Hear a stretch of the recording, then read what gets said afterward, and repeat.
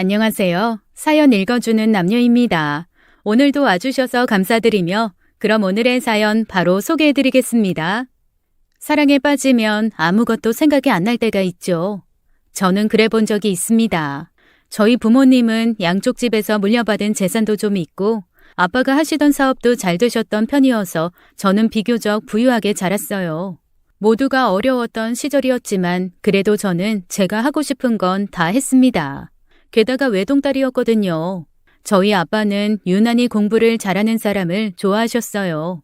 어렸을 때부터 그래서 저희 집은 늘 서너 명씩 뭐랄까 돈은 없는데 공부 잘하고 능력 있는 사람들 있잖아요. 그런 친구들이 하숙 비슷하게 와서 밥도 먹고 공부도 하곤 했습니다. 늘 공부 잘하는 사람들이 집에 가득했는데 그중 제일 공부를 안 하는 사람은 저였습니다. 그렇다고 아빠가 저한테 공부를 해라 공부해라 강요한 건 아니셨어요. 그저 네 길이 이 길이면 가는 것이고 그렇지 않으면 아닌 것이지라는 게 아빠의 지론이었죠. 정말 집에 이 사람 저 사람 많이 드나들고 어쩔 때는 제가 집에 사는 건지 아니면 기숙학교에 사는 건지 구분이 안 갈 정도로 저희 집엔 항상 누군가가 있었습니다. 꽤 큰 주택이었는데 마당을 사이에 두고 약간 별채 같은 공간이 있었거든요. 그 공간에서 늘 4~5명은 머물렀던 것 같아요. 보통은 2~3년 정도 머물면서 각종 고시에 시험 준비들을 했고 짧게는 몇 개월 머문 사람도 있었습니다. 제 기억에 가장 길게 머문 사람은 한 5~6년 정도 법이랑 의료 계열 공부하던 사람들이었던 걸로 기억해요. 내신 부모님은 이렇게 성실하고 똑똑한 사람들 사이에서 제가 남편감을 골랐으면 하는 생각을 하셨을 수도 있습니다.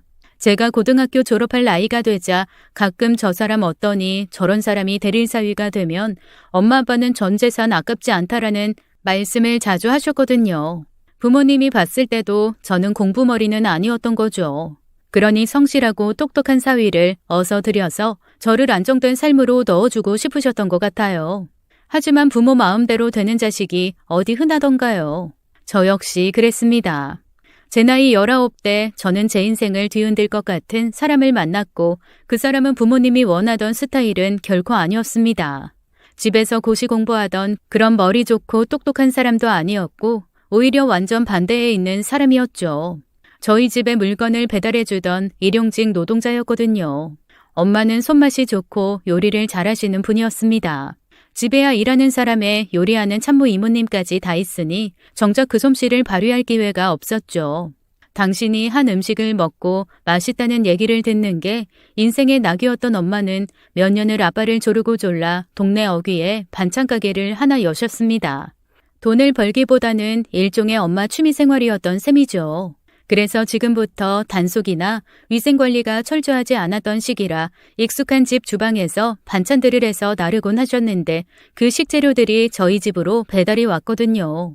일주일에 2번 정도 가득 들어온 식재료로 일하시는 아주머니들이랑 같이 반찬을 하셨습니다. 아빠는 번잡스럽게 왜 힘들게 사냐며 살림 같은 거 안 해도 된다고 하셨지만 그게 엄마 취미였는 걸 어떡해요. 항상 그 식재료를 싣고 배달 오는 사람이 바로 제가 결혼한 남편이에요. 남편 차에는 작은 아이가 하나 항상 타고 있었습니다. 처음 만났을 땐 너무 깜짝 놀랐어요. 갓 돌진한 아이가 보조석에 누워 있었으니까요. 어린 마음에 이 아이는 누구냐고 했더니 그 사람이 그러더라고요. 마누라가 아이 낳고 도망갔다고요. 19살인 제가 듣기엔 다소 충격적인 얘기였죠. 그렇게 2~3년 그가 저희 집에 드나들고 아이가 2살이 되고 3살이 될 때쯤 저는 그 사람과 사랑에 빠지고 말았습니다. 식재료를 나르면서 은근히 닿는 손길이 짜릿했고 그와 주고받는 눈빛이 설레었어요. 한 번씩 부모님 몰래 그의 트럭을 타고 외곽으로 나들이를 가곤 했는데 거부감 없이 착착 안겨오던 그의 아들이 어찌나 사랑스럽던지요. 아이가 계속 이모 고모를 번갈아 부르다가 어느 날 멀리서 뛰어오며 제게 푹 안기는데 자기도 모르게 엄마라고 부르고 혼자 놀라 눈치를 보는 것을 본 순간 저는 결심했습니다. 이 아이의 엄마가 되어야겠다고 말이죠. 당연히 집에선 반대했어요. 저보다 거의 20살 가까이 차이 나는 데다 3살 배기 아들까지 딸려 있는데 제가 그와 결혼하겠다고 한 건 고작 22살이었으니까요. 엄마 아빠는 당연히 반대하셨고 저는 눈먼 사랑에 그와 함께 야반도주를 택했습니다. 그리고는 엄마 아빠가 있는 고향집은 근처도 가지 않았어요. 일부러 연락도 다 끊었습니다.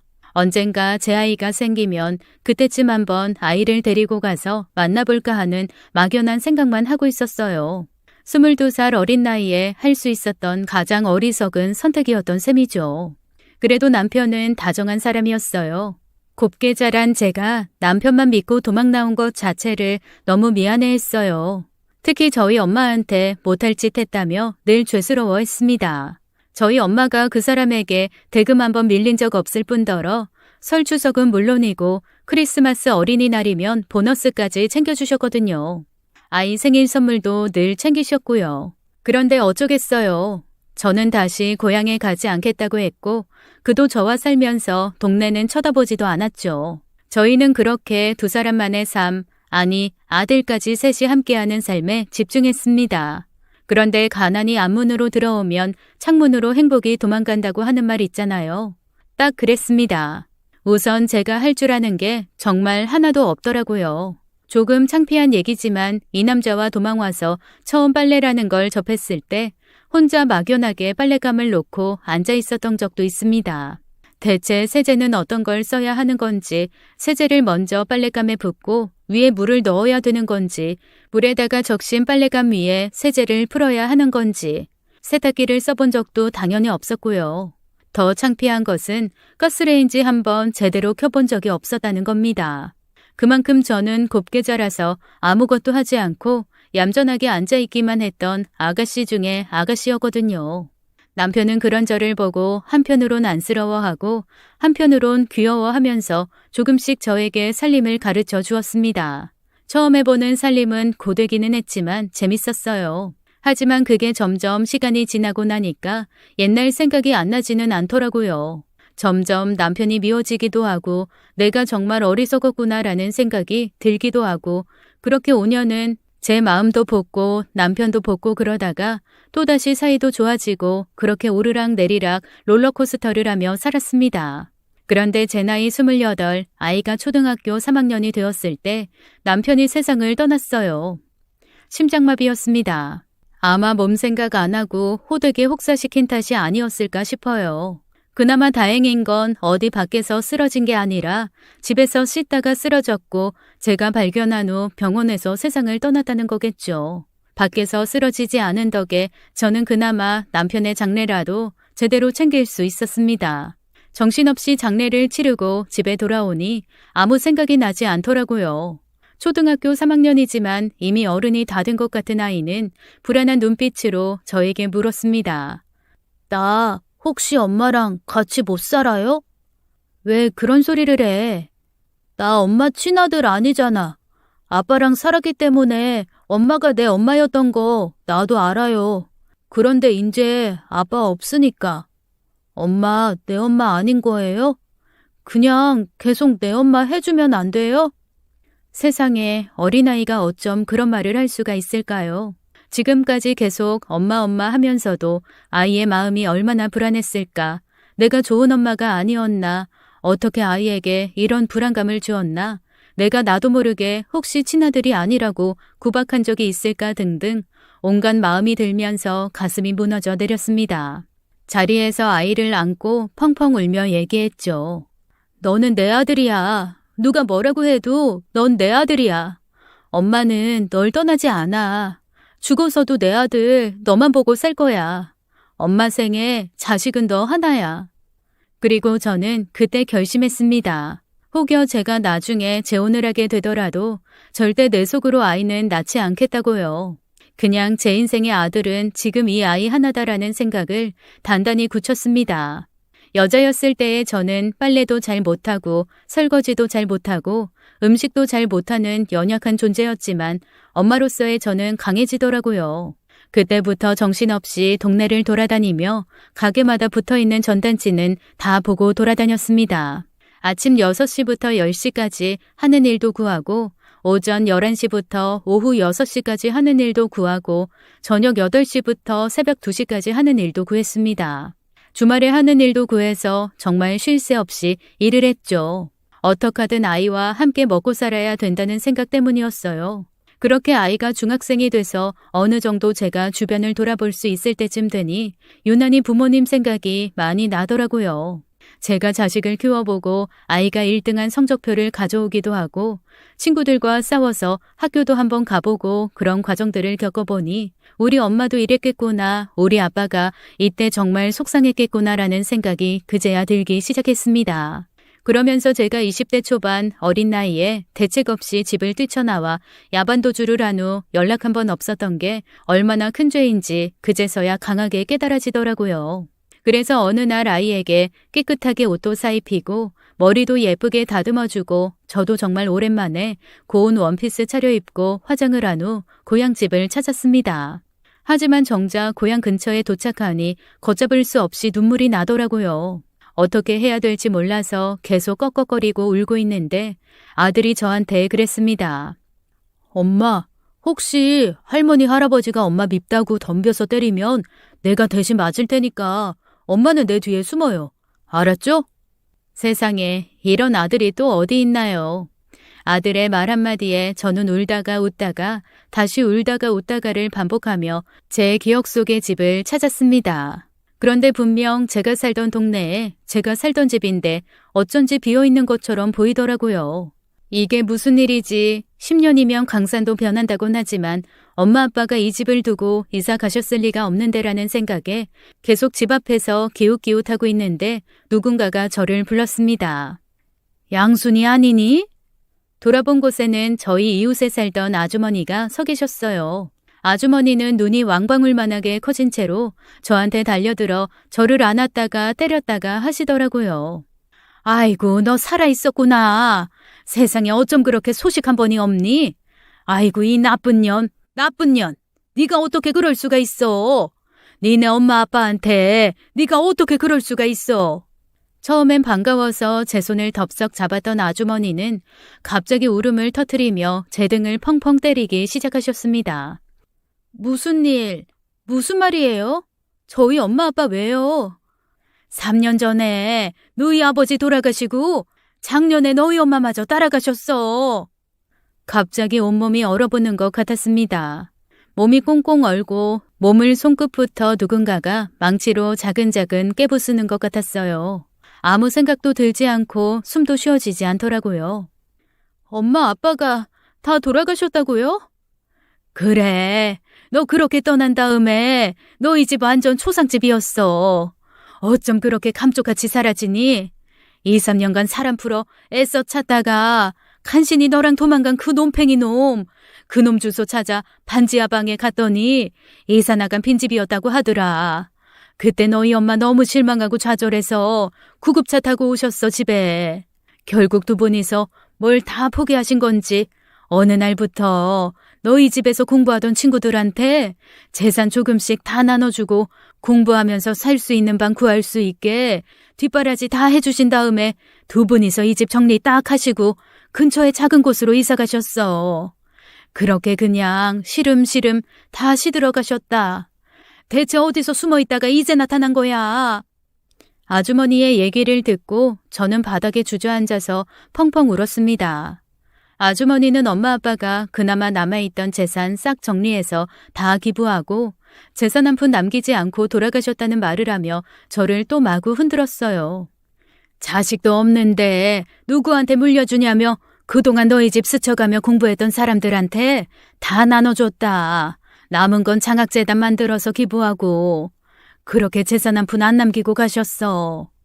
엄마 아빠한테 재산을 받으려고 엄마 아빠 찾은 건 아니었지만 두 분의 임종도 못 지키고 잘못했단 말도 못한 채 그렇게 떠나보냈다는 사실을 듣고 저는 가슴에 정말 대못이 박히는 것 같았어요. 그렇게 울고불고 아들의 부축을 받은 채 간신히 일어나서 아주머니께 물었습니다. 혹시 엄마 아빠 무덤 어디 있는 줄 아세요? 그랬더니 아주머니가 고개를 설레절레 흔들면서 말씀하시더라고요. 아버지 장례 때도 동네 사람들한테 일절 장지 안 알리셨어. 그나마 장례도 3일장도 안 하신 것 같아. 뒤늦게 얘기 듣고 문상 가려고 했는데 발인 끝났다고 하더라고. 어머니 혼자 장례 다 치르고 집으로 돌아오셔서 모르고. 어머니는 에휴, 챙겨줄 자식도 없는데 시신기증 하신다고 했대. 병원이 어딘지는 나도 모르고. 결국 저는 가서 목 놓아 울 엄마 아빠 무덤조차 알지 못한 채 그렇게 집으로 돌아왔습니다. 그렇게 일주일을 꼬박 누워서 고열로 앓았죠. 일도 하기 싫고 그냥 딱 죽고만 싶더라고요. 그런데 자기한테 인제는 엄마가 없는 거냐고 물어봤던 예전 그날처럼 제 아들이 저한테 새삼스레 묻는 겁니다. 엄마, 나 두고 나쁜 생각할 거 아니죠? 평생 내 옆에 있어준다고 했어요, 엄마. 나 엄마 없으면 안 돼. 자식이 뭔지 저는 제 부모에게 그렇게 좋은 자식이 아니었지만 제 자식에게 나쁜 엄마가 되기 싫다는 마음이 더 크더라고요. 그렇게 열흘 만에 미움과 죽을 입에 쑤셔 넣으며 저는 다시 정신을 차리기 시작했습니다. 하지만 체력이 예전 같지 않아서 일을 새벽부터 밤늦게까지 하는 건 못하겠더라고요. 조금 주기적으로 할 수 없는 일이 없나 고민하고 있는데 제 몸에 이상이 왔습니다. 엄마 아빠 소식 듣고 받은 쇼크가 아마 몸을 친 듯했어요. 왼쪽 몸이 잘 안 움직이면서 욱신욱신 아프더니 전혀 움직이지 못하겠더라고요. 간신히 후들거리는 다리로 걷는 것만 가능했습니다. 병원을 가야겠다는 생각에 천천히 집을 나섰어요. 마침 예전에 같이 일하던 언니가 소개해준 병원이 근처에 있었어요. 한방이랑 양방을 같이 하는 병원인데 수술 받으신 분들이 그 병원에서 회복하는 치료를 받는다고 하더라고요. 한방, 양방을 같이 하다 보니 침도 놔주고 물리치료도 하고 약도 잘 써서 꽤 환자가 많고 잘 되는 병원이라고 했습니다. 제 안부를 묻느라 전화한 언니에게 몸이 너무 힘들어서 왼쪽 상체를 잘 쓰지 못하겠다고 했더니 병원을 한번 가보라고 추천을 해줬어요. 그렇게 병원을 갔더니 아니나 다를까 환자가 엄청 많더라고요. 한참을 기다렸다가 진료실을 들어갔는데 중년의 진료실 의사가 저를 봤다가 차트를 봤다가 다시 저를 봤다가 차트를 봤다가 그러면서 고개를 갸웃갸웃 하는 겁니다. 그러더니 저한테 조심스럽게 물어보더라고요. 혹시 박상구님 딸 박양순? 깜짝 놀랐습니다. 병원에서 저희 아빠 성함을 들을 거라고는 생각도 못했거든요. 네, 절 어떻게 아세요? 박양순이가 맞구나. 아이 너는 아마 나를 기억 못할 거야. 나 너희 집에서 공부하던 사람이야. 그때 내가 공부할 때 네가 초등학교 한 4, 5학년 정도 됐을 때니까 한참 전이지. 병원 의사는 저희 집의 하숙생처럼 머물면서 공부하던 오빠였습니다. 워낙 많은 다른 사람이 들락거려서 저는 얼굴은 기억은 안 나는데 어쩐지 목소리를 들으니까 한두 번 제가 커피를 갖다 준 것 같기도 하고 아닌 것 같기도 하고 그러더라고요. 상대방이 저를 안다고 하니까 저도 왠지 아는 것 같고 그랬습니다. 네, 안녕하세요. 너도 인자 나이가 얼굴에 보이는구나. 그렇죠 뭐. 저도 이제 30줄인데요. 아버지 어머니는 건강하셔? 아, 연락 못 들으셨구나.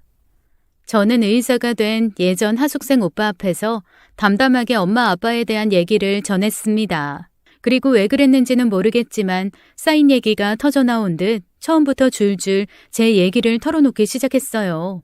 간호사가 몇 번 왔다 갔다 하면서 눈치를 줬는데 의사 오빠가 그러더라고요. 저기 부원장님한테 이 환자분들 좀 봐주시라고 해주세요. 예약 환자분 없고 외래니까 부탁 좀 드린다고. 그렇게 1시간이 지나고 2시간이 지나고 3시간쯤 지났을 때 제 얘기는 끝이 났고 제 눈물도 그쳤습니다. 중간중간 오빠는 제 손도 잡아주고 위로도 해주고 마지막엔 그러더라고요. 그래서 너 지금 뭐 먹고 사는데? 일자리를 좀 구해보려고요. 안 그래도 이때까지 청소하고 김밥집 일하고 갈비집에서 일하고 애들 도서실 청소하고 그런 거 계속 돌아가면서 했었는데 그렇게 몇 개씩은 못할 것 같고 그냥 좀 주기적으로 할 수 있는 일을 좀 찾아보려고요. 너 우리 병원 청소 좀 해줄 수 있냐? 청소요? 안 그래도 병원에서 청소하시는 여사님이 그만두셨는데 로비 청소나 화장실 청소 이런 거는 외부 용역이 하고 우리 병원에 VIP 병동이 5개가 있거든. VIP 병동만 청소해주면 되는데 어떻게 해볼려? 저야 너무 감사하죠. 우리 병원은 무조건 정직원이야.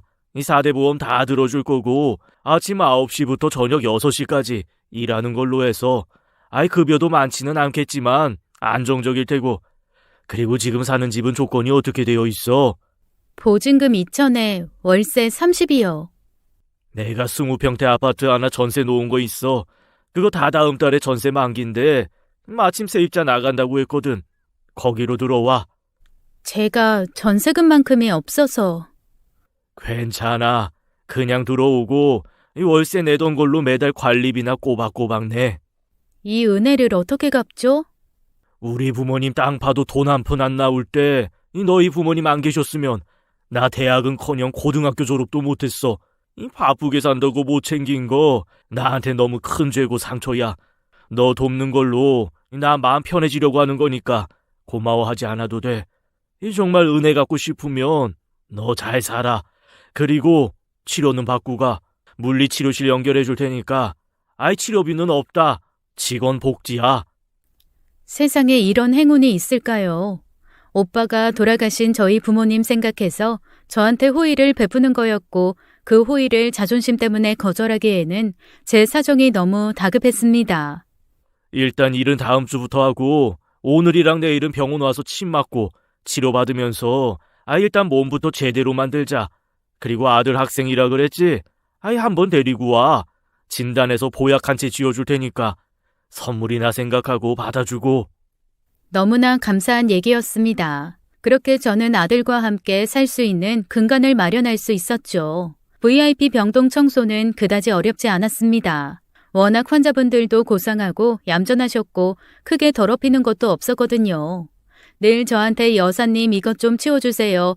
여사님 이것 좀 버려주세요. 라고 존댓말도 써주셨고요. 병원에 청소를 한다고는 하지만 아침에 1~2시간, 점심에 1~2시간, 저녁에 1~2시간 정도 청소하면 나머지는 오히려 한가하게 쉬는 시간이 더 많았습니다. 그럴 때면 병원 식당에 내려가서 함께 반찬도 만들고 식재료도 다듬으면서 시간을 보냈습니다.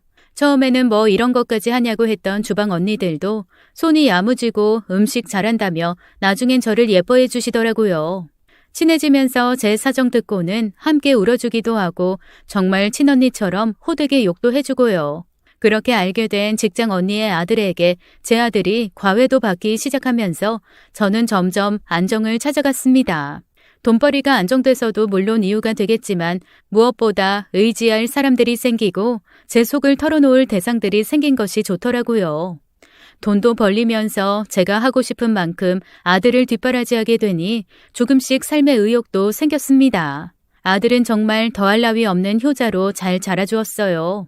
자기 엄마 사정 알아서 그랬는지 혼자서 장학금 받을 수 있는 기회도 많이 찾아보고 고등학교 때부터는 어디서 지원도 받고 장학금도 받고 하면서 학원비 조금도 들지 않고 자기가 혼자 열심히 공부해서 좋은 대학을 갔습니다. 그 생각이 들더라고요.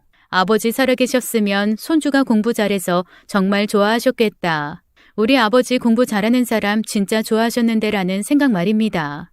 그렇게 한 번씩 엄마 아빠에 대한 그리움과 죄송함이 밀려오기도 할 만큼 아들은 공부도 잘하고 착실하게 잘 자랐습니다. 마침내 좋은 대학도 갔어요. 아들이 대학 입학 통지서를 갖고 온 날 저는 또 한 번 펑펑 울었습니다. 세상에 전액 장학금 받는 수석으로 입학을 했더라고요. 그것도 법대를 말이죠. 엄마, 저 학교 기숙사 들어가려고요. 왜? 집에서 다니기 힘들어? 공부도 많고 다른 사람보다 1년이라도 빨리 시험 합격하려면 그냥 학교 기숙사에서 계속 공부하고 수업 듣고 공부하고 수업 듣고 그러는 게 좋을 것 같아요. 정말 훅 커서 떠나네. 어쩐지 엄마 엄청 서운하다. 제가 주말마다 온다는 약속은 못하지만 그래도 엄마 자주자주 연락할게요. 서운했지만 품 안의 자식이라고 하죠. 아들이 날갯짓을 하며 날아가겠다는데 기꺼이 지지를 해줘야겠다는 생각이 들었습니다. 그렇게 아들은 학교 기숙사로 들어갔고 저는 혼자서 병원 근무하면서 일상을 살아갔어요. 시간은 참 잘 흐르더라고요. 병원 규모는 점점 더 커져서 처음 제가 다니기 시작할 때는 한 건물에 3개층만 쓰던 규모였는데 어느새 건물을 사서 올리고 다른 곳에 3개 더 체인을 낼 정도로 성장했습니다.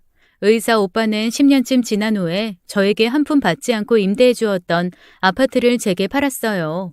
물론 시세보다 한참 낮은 가격이었지만 저는 그동안 모은 돈으로 값을 치를 수 있었습니다. 그해 말에 오빠가 아들에게 용돈하라고 보내준 돈이 제가 아파트 값을 치른 돈의 3분의 1은 되는 금액이라 결국 공짜나 다름없이 아파트를 받았지만 그래도 제 집이 있다는 것이 얼마나 든든하던지 집도 안정되고 돈벌이도 안정되고 아들도 든든하니 슬슬 욕심이라는 게 생기더라고요. 이제 남들처럼 다복한 가정을 갖고 싶어졌다고나 할까요? 아들도 나이가 들어가는데 이 녀석이 공부에만 매진하느라 그런지 도통 연애한다는 말이 없는 겁니다. 하긴 학교 다닐 때도 늘 집에 와서 놀던 건 남자애들 뿐이었고 그나마도 서너 명이 안 되어서 제가 누가 누군지 다 알 정도였거든요. 분명 남녀공학을 다녔는데 연습장에 낙서한 이름 중에서도 여자 이름은 없더라고요. 괜히 물어보면 또 이상하게 참견하는 엄마가 될 것 같아서 나름 쿨한 척 모르쇠로 일관하고 있는데 아무리 봐도 여자가 있는 것 같지 않은 겁니다. 한 달에 한두 번 집에 오면 저한테 착 달라붙어서 사근거리는데 저야 좋지만 한편으로는 이런 걸 할 상대가 없어서 이놈이 엄마한테 이러나 싶기도 하고 여튼 복잡한 마음에 싱숭할 때쯤 녀석이 그러더라고요. 엄마, 나 여자친구랑 결혼하고 싶어요. 너 여자친구 있었어? 아니, 공부만 한다고 여자친구도 없나 걱정했는데 너무 좋다. 어떤 여자야? 그러자 아들이 그냥 피식 웃으면서 얘기하더라고요. 나중에 조금 더 정확해지면 그때 얘기할게요. 아니, 결혼하고 싶다면서 뭐가 더 정확해지면 그때 얘기해? 아이, 좀 그럴 사정이 있어. 아들은 그렇게 흐지부지 말을 흐렸습니다. 제가 자꾸 무슨 일이냐, 왜 그러냐고 캐묻자 그때서야 망설이면서 얘기하더라고요. 엄마, 상처받지 말고 잘 들어요. 내가 만나는 여자애가 집이 좀 잘 살아. 좀 많이 잘 살고 아버지 어머니도 두 분 다 우리 학교 교수고 그래. 그러다 보니 두 분이 나를 아주 반기지는 않으셔. 건강은 어떤지에서부터 그래서 앞으로 어떻게 살 건지 아주 넘어야 할 고비가 많아. 그래서 여자친구도 힘들어하고 둘 다 서로 좋아하고 결혼하고 싶어하는 건 변함이 없는데 아무래도 넘어야 할 산이 많다 보니 지금은 덥석 엄마한테 여자친구를 보여주기가 좀 그래. 자식 키우는 언니들이 가끔 자식 때문에 심장이 갈기갈기 찢어지는 것 같다는 말을 한 적이 있었습니다. 자기가 뭔가 더 해줄 수가 없는데 그 해줄 수 없는 것 때문에 자식이 발목을 잡혀 허우적거리는 것 같을 때 정말로 심장을 누가 갈퀴로 득들 긁어내는 것 같다고 하더라고요. 아들이 워낙 혼자서도 잘하고 신통해서 고마움과 미안함에 마음 한구석이 저릿한 느낌을 받아본 적은 있었지만 이렇게 찌르게 아프고 손발이 다 잘린 것처럼 미안한 기분은 처음이었습니다. 만약에 제가 야반도주를 않고 손이 발이 되게 빌어서 제 부모님 아래서 살고 있었다면 제 부모님의 손주로 제 아들이 자랐다면 지금 같은 일은 없었겠죠. 부모가 좀 못나고 못 배웠어도 큰 재산 일구고 사는 집안 손자라면 제 아들이 저렇게 결혼 때문에 여자 집안에 기죽어서 고생하는 건 안 봐도 됐으려나요? 어쩐지 그냥 다 제 잘못 같아서 숨이 턱턱 막혀오더라고요. 그런데 제 눈치를 슬슬 보던 아들이 자기도 말해놓고 마음이 불편한지 그랬습니다. 엄마 불편하라고 하는 말 아니야. 그냥 솔직하게 말하는 거지. 그 집에서 나 싫어하는 것도 아니고 나 사는 자취방 너무 좁고 환경 안 좋다고 오피스텔도 얻어주셨었어. 조만간 거기로 이사도 할 거고 건강 상태 체크하라고 대학병원에서 제일 비싼 이 건강검진도 예약해 주시고 그러니까 내가 때 돼서 엄마한테 소개해주겠다고 하면 그때 그냥 만나요, 엄마. 아들의 얘기를 들으면서 저는 점점 더 속이 타들어가고 아파왔습니다. 생각해보니 제가 병원에서 일을 하면서도 그 흔한 건강검진 한번 제 아들 해줄 생각은 안 했더라고요. 남의 부모도 생각하는 걸 저는 생각도 못했다는 것에 이미 마음이 쓰렸습니다. 오피스텔도 제가 구해줬어야 하고 건강검진도 제가 시켜줬어야 맞죠. 그게 부모죠. 하지만 그걸 티낼 수도 없는 게 또 부모 마음인가 봅니다. 애써 아들에게 웃으면서 이렇게 말했습니다. 아이고, 우리 아들 복이 터졌네. 벌써부터 사랑받는 사위인가 봐. 오피스텔도 받고 건강검진 선물도 받고. 그래, 넌 워낙 잘생기고 인품 좋아서 어디 가나 사랑받을 거야. 엄마는 그냥 너 믿고 기다릴 테니까 준비되면 그때 말해줘. 그렇게 저는 아들을 보내고 한참을 구석에 쪼그리고 앉아서 울고 또 울었습니다. 기댈 곳이 없다는 게 이렇게 막막하고 허무한 것인 줄 처음 알았죠. 그리고 그 다음부터 저는 어쩐지 혼자 망설여지고 마음이 편치 않아서 제 쪽에서 아들에게 먼저 연락을 하는 일을 줄였습니다. 아들도 뭔가 바쁘고 정신없는지 한 달에 한두 번은 그래도 와서 하루 종일 저랑 같이 시간을 보내곤 했었는데 오는 것도 두 달에 한 번, 세 달에 한 번으로 줄더니 근 6개월째 얼굴을 보여주지 않더라고요. 전화도 매일 하던 녀석이 이틀에 한 번, 일주일에 두 번 줄더니 이제는 열흘에 한 번 할까 말까 하는 상태가 되었습니다. 이렇게 아들 하나 다른 집으로 보내나 보다 싶은 마음에 허전했지만 그래도 한켠에는 아들이 알아서 잘 하겠거니 하는 마음이 있었어요. 외롭고 서운한 건 어쩔 수 없었죠. 사건은 그쯤 벌어졌습니다. 병원에서 퇴근하면서 어쩐지 입맛이 없어 전복죽을 싸가지고 집에 들어왔는데 식탁 위에 웬 봉투가 하나 놓여 있더라고요. 그리고 아들 글씨로 된 편지도 하나 있었습니다. 봉투를 열었더니 안에는 5만 원짜리가 가득 들어있었어요. 1,000만 원이었습니다. 너무 놀라서 편지를 폈더니 거기에는 짧은 아들의 글이 적혀 있었는데 처음에는 이게 무슨 말인지 몰라 읽고 또 읽었습니다. 엄마, 미안하지만 저 이제 엄마 아들 그만할래요. 이 돈은 적지만 그래도 그동안 저 키워주신 갑입니다. 연락하지 마세요. 저는 머리가 멍해져서 두 눈만 껌뻑거렸습니다. 엄마 아들을 그만하겠다는 게 무슨 얘기인지 도저히 이해가 안 되더라고요. 떨리는 손으로 전화를 걸었습니다. 신호가 가고 사서함으로 넘어갈 때까지 안 받길래 걸고 또 걸었어요. 정말 100통 넘게 걸자 그제야 아들이 받더라고요. 연락하지 마시라니까요. 너 이게 무슨 말이야? 써있는 그대로지. 무슨 말은. 어차피 나랑 엄마 피 한 방울도 안 섞였잖아요. 좋은 집이랑 결혼을 하려고 보니까 나도 나름 신분 세탁이 좀 필요하네. 나 결혼할 여자 부모님이 다 교수야. 여자친구도 변호사고. 그 집에서 우리 집 같은 환경이랑 사돈 맺고 싶겠어요?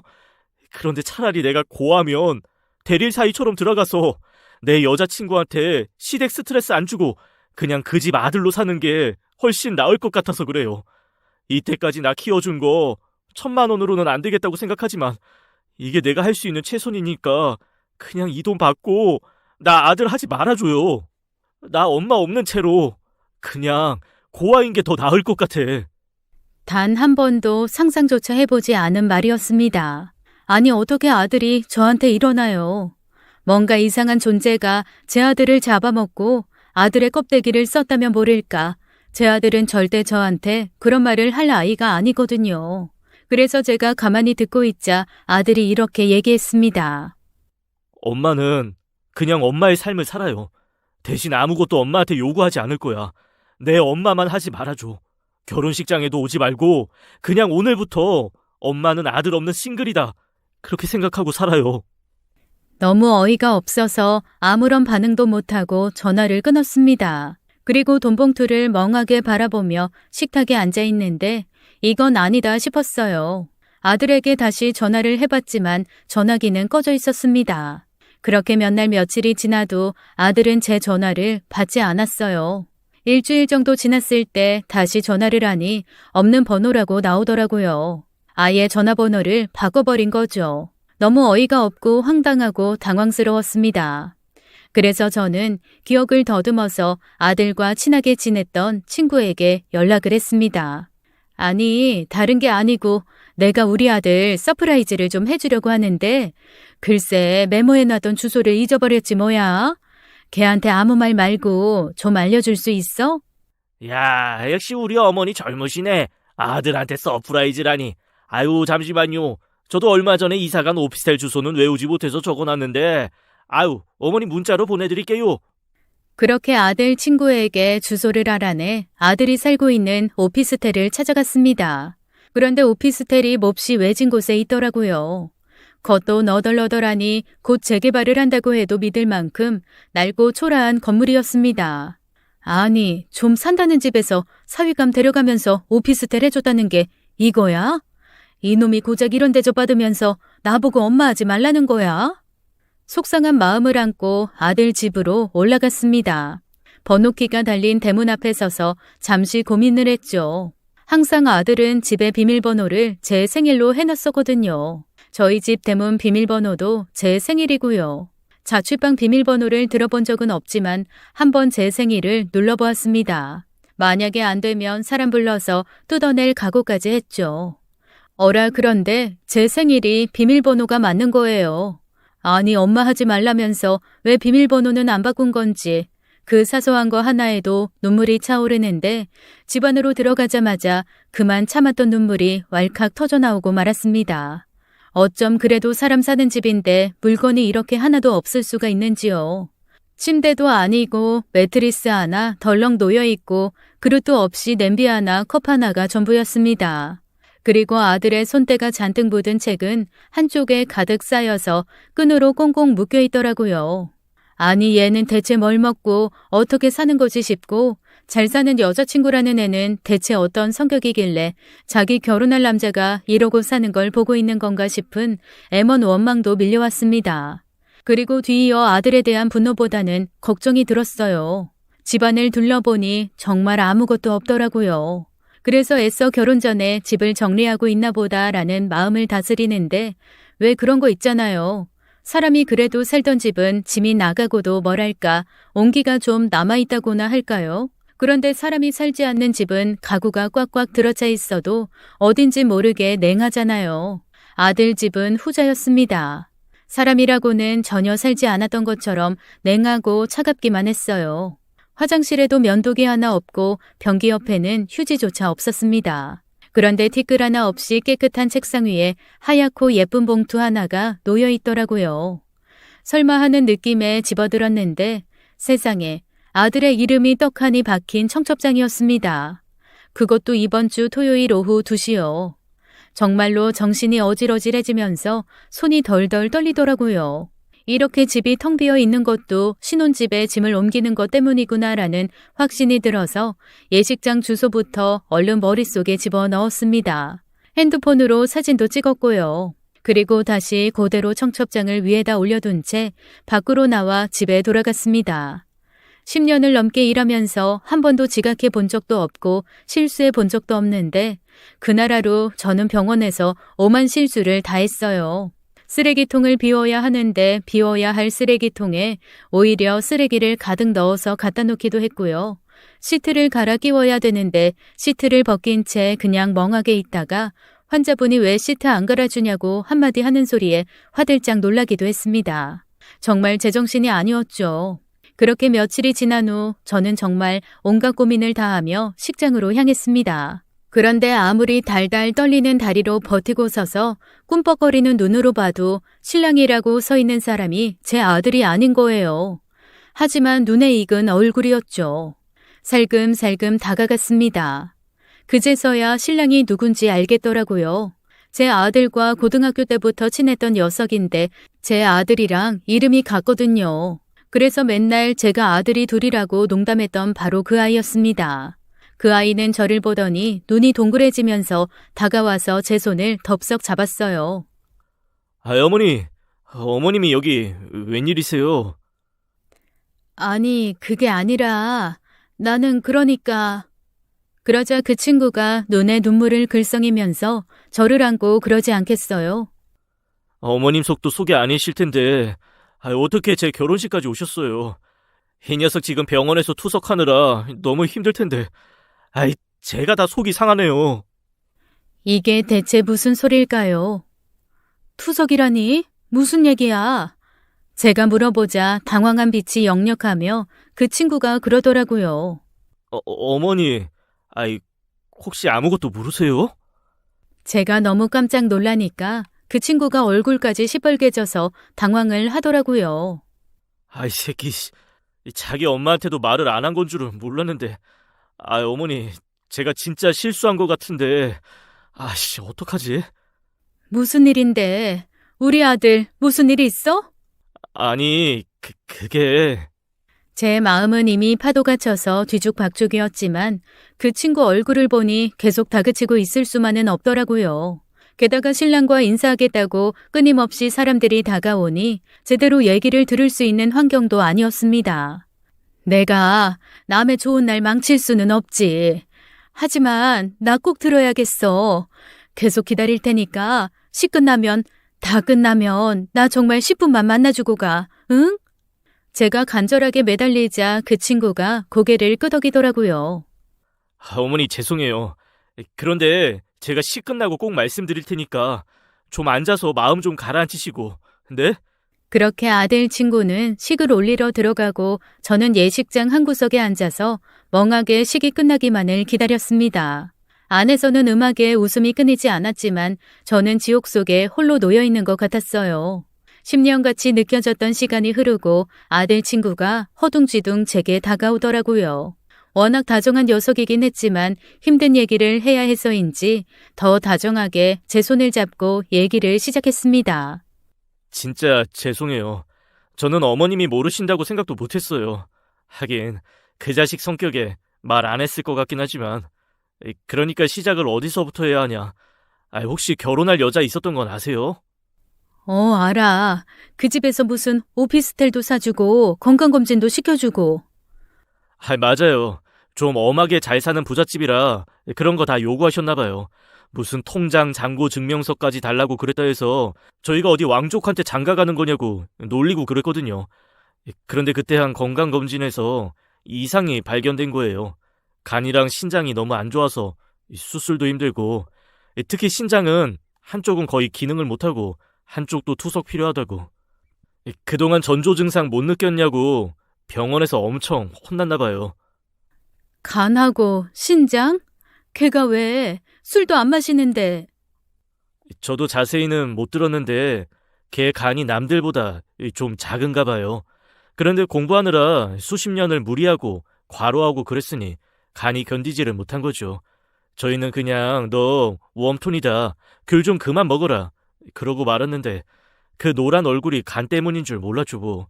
워낙 밖에서 운동 많이 하니까 타서 잘 몰랐던 것도 있고. 여튼 병원에서 몇 달이라도 더 살고 싶으면 입원해서 일단 투석받고 치료하자 했는데 그 얘기 듣고 여자 쪽에서 파혼했다나 봐요. 사람이 건강하기라도 해야 뭐라도 차려주지 건강도 안 좋은 사람이랑 결혼 못 시킨다고. 그래도 여자친구는 못 헤어진다. 내가 간병하겠다 했는데 그 집에서 아마 억지로 유학 보내면서 찢어놓은 것 같아요. 졸지에 살던 오피스텔에서도 나오게 되고 서서히 재산 정리하고 그렇다면서 저희한테 자기 죽고 나면 이제 어머니 좀 가끔 찾아봐 달라고. 그래서 저희가 쓸데없는 소리 하지 말고 빨리 치료나 하라고 했거든요. 생각해보니 언젠가부터 아들의 얼굴이 노랗게 뜨고 눈도 노래지고 애가 자꾸만 살이 찌는 것 같고 해서 제가 영양제 먹고 운동하라는 잔소리는 한 번 한 적이 있습니다. 그런데 한 번도 아이의 간과 신장이 안 좋을 거라고는 상상도 못했어요. 제 마음이 지옥 같아지더라고요. 어미가 돼서 자식이 아픈 것도 몰랐구나. 그냥 피곤한가 보다라고 무심히 넘겼던 제 자신이 얼마나 밉던지요. 아마 얘 지금 병원에 입원해 있을 거예요. 그런데 어머니 아무것도 모르셨다면서 여긴 어떻게 알고 오셨어요? 갑자기 편지로 그냥 자기 이제 엄마 아들 하기 싫다고 연락도 하지 말라고 해서 내가 오피스텔 알아내서 갔었거든. 거기서 청첩장 봤어. 그게 오늘 내 아들 결혼식인 줄 알고 온 거야. 청첩장. 안 그래도 제가 너 사정도 이런데 무슨 청첩장이냐고 했더니 그래도 받을 건 받아야지 하고 받아갔는데 그게 이렇게 어머니 오시라고 그랬던 거였나 봐요. 그렇게 아들 친구는 저를 붙들고 좋은 날 숨을 꺽꺽이며 눈물을 흘렸습니다. 미안해. 좋은 날 이런 소리나 하게 만들고 정말 미안해. 무슨 소리세요. 이제라도 아셔서 다행이죠. 그 녀석 정말 혼자 죽을 준비하고 있었나 봐요. 아이씨, 나쁜 자식.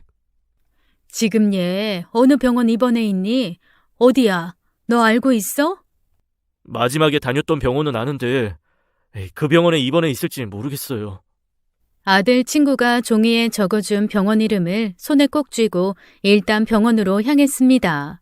종이를 얼마나 꼭 쥐었는지 땀에 젖어 종이가 너덜너덜해지고 글씨가 다 번진 채 제 손에 새겨질 때까지 저는 종이를 놓지 못했어요. 다행히 아들은 그 병원에 입원해 있었습니다. 병실 문을 열고 들어간 순간 아들을 보고 저는 자리에 털썩 주저앉고 말았습니다. 사람이 몇 달 상간에 그렇게까지 달라진 모습이 될 수 있나요?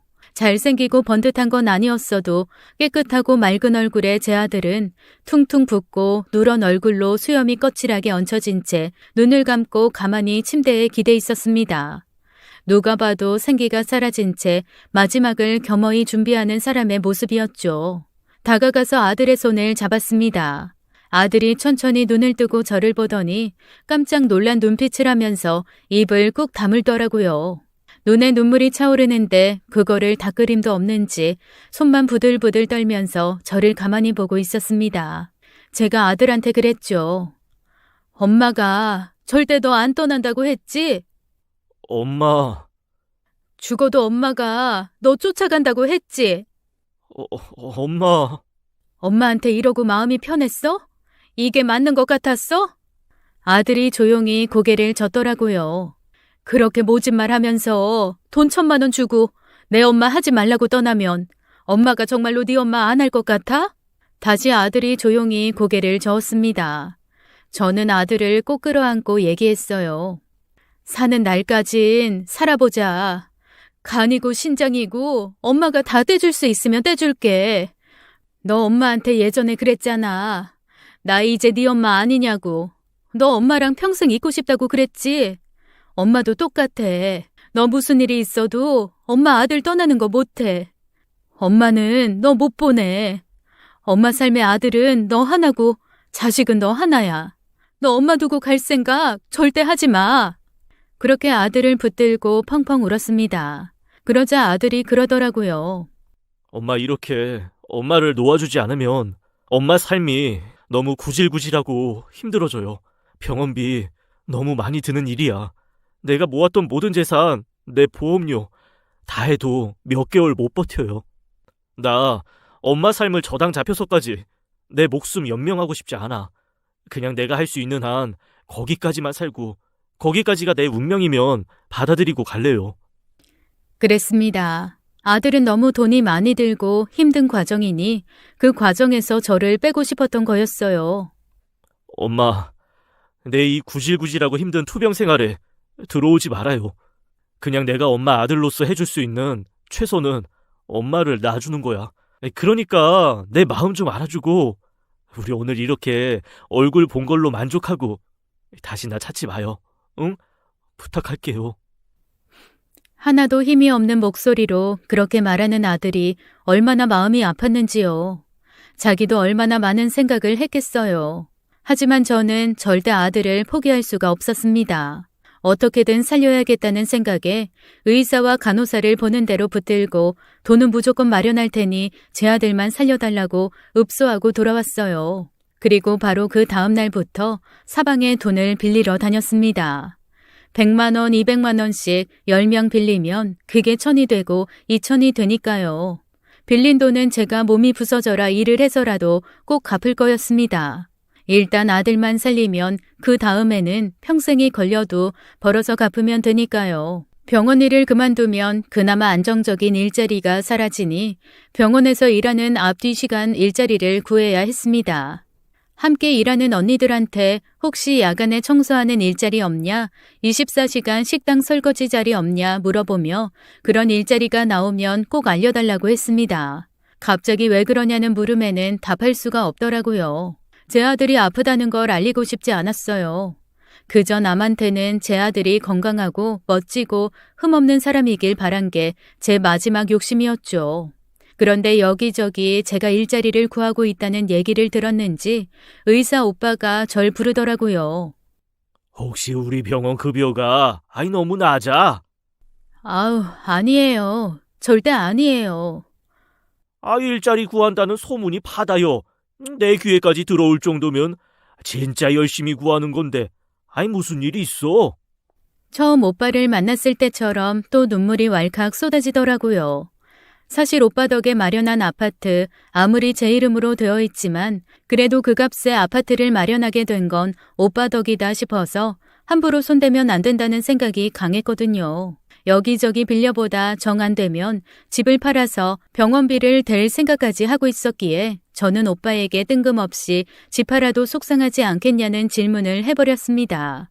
그것도 울면서요. 그제야 정말 제가 큰일을 겪고 있다는 걸 알아챈 오빠가 또 꼬치꼬치 캐묻더라고요. 할 수 없이 자초지종을 다 말했죠. 아이 너는? 네가 일하는 데가 병원이고 우리 병원 특화가 간이랑 신장인데 아이고 답답하. 기다려. 어느 병원이라고? 그때부터는 정말 모든 것이 빠르게 지나갔습니다. 전원 신청을 해서 아들은 앰뷸런스를 타고 제가 일하는 병원으로 옮겼고 VIP 병동에서 집중적으로 치료를 받기 시작했어요. 아들의 말대로 이미 많이 치료 시기가 지나서 위험하긴 한 상태라고 하더라고요. 하지만 아예 가망이 없는 건 아니라며 몇 달, 몇 년이 되더라도 한번 해보자고 하는 의사 오빠의 말이 얼마나 고마웠던지요. 그리고 오빠는 병상에 있는 아들에게 정말 큰아빠, 할아버지처럼 버럭 화를 내며 혼을 냈습니다. 그딴 식으로 하는 효도가 무슨 효도냐고 말이죠.